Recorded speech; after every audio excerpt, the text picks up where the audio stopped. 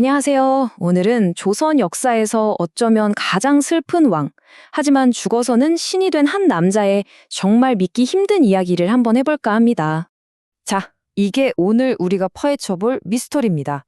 아니, 도대체 어떻게 억울하게 죽은 16살짜리 왕이 수백 년이 지나서 사람들의 신이 될 수 있었을까요? 참 기묘하죠? 이 슬프고도 기이한 이야기의 끝에서 그 답을 한번 같이 찾아보시죠. 자, 그럼 단종이 왕이 되기 전 그의 시작부터 한번 살펴볼까요? 그는요, 진짜 모든 걸 다 갖춘 그야말로 완벽한 후계자였습니다.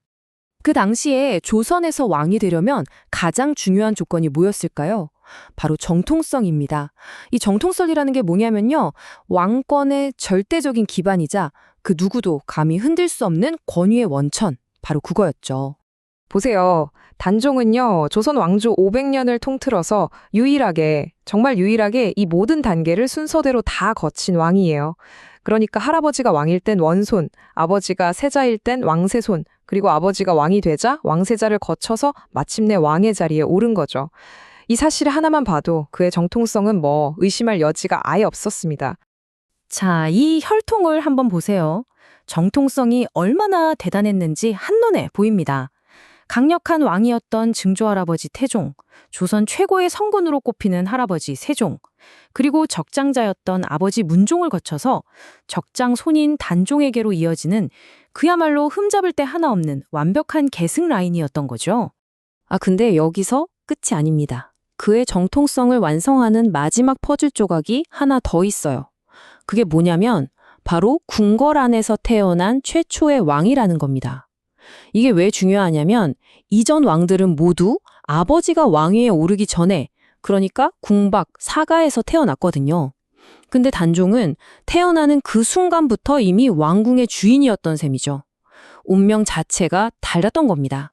하지만 이렇게 완벽한 정통성이 오히려 독이 되었습니다. 누군가에게는 이게 너무나 탐나는 표적이었거든요. 바로 그의 숙부, 수양대군이었죠. 그는 어린 조카를 지켜줄 생각은커녕 이 왕좌를 빼앗을 절호의 기회만 엿보고 있었습니다. 정말 믿기지 않을 정도로 이 완벽한 왕의 몰락은 순식간이었습니다. 왕이 된 지 고작 1년 만에 숙부가 일으킨 쿠데타, 바로 계유정난으로 실권을 다 빼앗고요. 그리고 불과 3년 만에 왕위에서 쫓겨나고 맙니다. 생각해보세요. 조선 역사상 가장 정통성 있는 왕이 모든 걸 잃는 데 걸린 시간이 고작 3년이었던 겁니다. 왕위를 빼앗긴 단종은 이제 상왕이라는 그냥 이름뿐인 자리에 앉게 돼요. 하지만 이건 왕이라기보단 사실상 숙부의 감시를 받는 포로 신세나 다름없었죠. 하지만 수양대군의 야심은 여기서 그치지 않았습니다. 아니, 어떻게 보면 단종의 진짜 비극은 이제부터 시작이었어요. 그를 다시 왕으로 복위시키려던 충신들의 시도가 있었지만 안타깝게도 실패로 돌아갑니다. 그러자 단종은 이제 왕족의 지위마저 완전히 박탈당해요. 왕에서 노산군이라는 사실상 죄인의 신분으로 강등돼서 저 멀리 영월이라는 첩첩산중으로 유배를 떠나게 된 거죠. 정말 하늘 꼭대기에서 땅 밑으로 떨어진 거나 마찬가지였습니다. 그 외로운 유배지에서 어린 단종은 이런 시를 남겼습니다.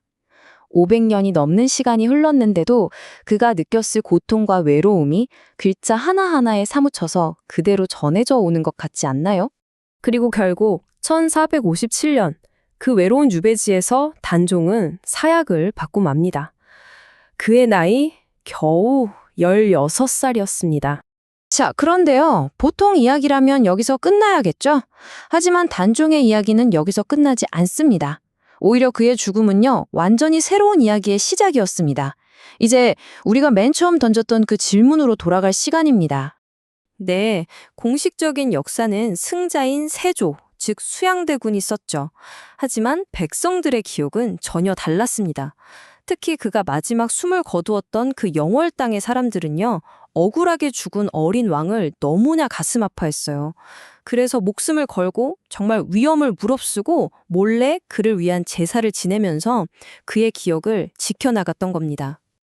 이게 얼마나 대단한 거냐면요. 무려 200년이 넘는 시간 동안 단종의 이름은 입에 올리는 것조차 금기였어요. 그를 기리는 건 곧 나라에 반역하는 걸로 여겨졌으니까요. 그런데도 사람들은 그의 기억을 지켰다는 거죠. 정말 대단하지 않습니까? 그렇게 그가 죄인으로 죽은 지 무려 241년이라는 정말 믿기 힘든 시간이 흐른 뒤에야 마침내 왕의 지위를 되찾습니다.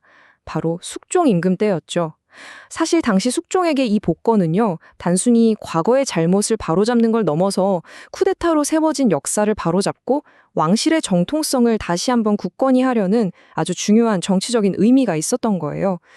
그리고 여기서 더 나아가 백성들의 마음속에서는 마을을 지키는 신으로 다시 태어난 겁니다. 네, 바로 이겁니다.